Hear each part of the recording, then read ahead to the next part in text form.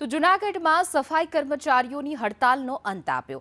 MLA સાંસદની સફાઈ કામદારો union સાથે બેઠક મળી હતી। કામદારોના પ્રશ્નોને લઈને સીએમને કરશે રજૂઆત બાદ પ્રશ્નો હલ થશે તેવી ખાતરી આપી છે। બાહેંધરી આપવામાં આવી છે। આવતીકાલથી સફાઈ કામદારો કામ શરૂ કરશે।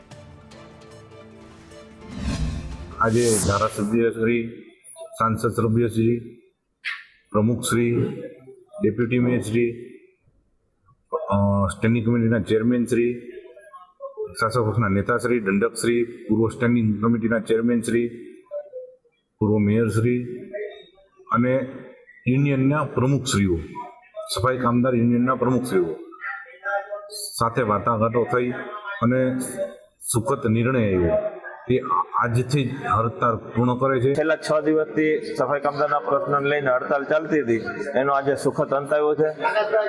પાર્ટીના ધારાસભ્યશ્રી, સંસદ સભ્યશ્રી, પક્ષ પ્રમુખશ્રી તેમજ તમામ પદાધિકારી, મેયરશ્રી તેમજ અમારા વાલ્મીક સમાજના આગેવાનો, યુનિયનના આગેવાનોએ એક સુખદ સમાધાન કરેલું છે। અમારા પાયાના પ્રશ્નો છે તેને લઈ આગામી દિવસોમાં મુખ્યમંત્રીશ્રીને રજૂઆત કરવા જવાના છીએ।